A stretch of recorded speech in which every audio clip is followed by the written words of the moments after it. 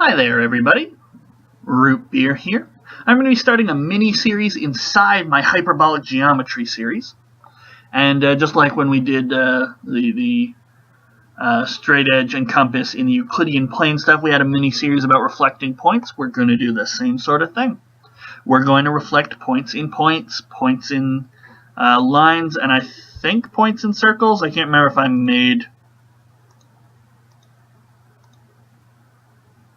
made a tool for reflecting points. I didn't make a tool for reflecting points in circles. And that'd be almost sort of like circle inception, because what happened when we did reflecting points in circles, we got the inverse points, and we used inverse points to sort of make this hyperbolic geometry environment such as it is. But at least for now, we're going to reflect a point in a given line.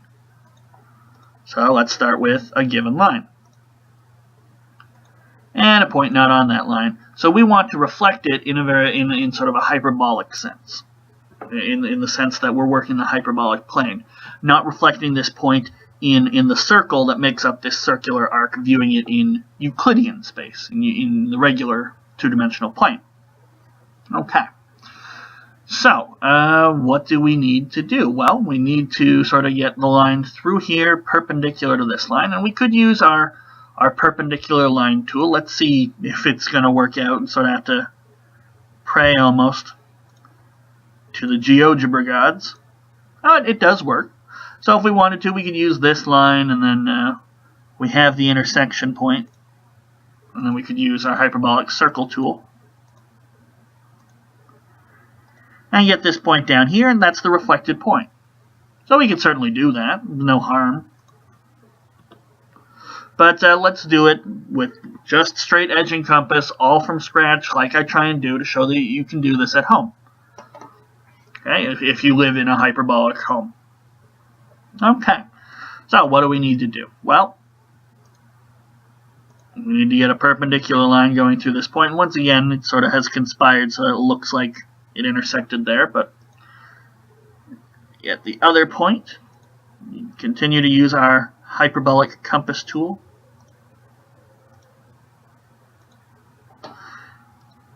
Alright, now we can get the perpendicular line. And from there, we've seen we get the intersection, and it all works out quite nicely. So we'll hide our workings. Now, this isn't terribly too much work beyond our base, the construction that I showed you using our perpendicular line tool. So it's not that much more work. And then this point down here is our point reflected in the hyperbolic line. And now the question is, do I dare tempt fate and try and move these things around? Well, of course I do. I've explained that it's not my fault. See there, it's popping in and out of existence a little bit as well.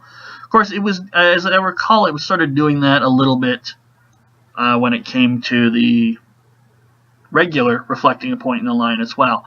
And it's the GeoGebra environment wanting certain things to have certain directions, and it sort of makes an order between these points, and it constructs the circular arc clockwise and all that stuff. But there we go, and we can move our line around a bit, and there it goes. So we have our point reflected, and as we bring things closer to the middle, it should get, so this sort of looks like more like a diameter, and it sort of looks more like the reflection of the point in just a straight line. Because as we get closer to the center, things look more and more like the regular plane. Okay, angles look more and more like they should, and so forth. As we get really far out towards the edge, things get a little distorted. Okay? But there we go. So, that's reflecting a point in a hyperbolic line in the hyperbolic plane in hyperbolic geometry. So we'll reflect a point in the next video.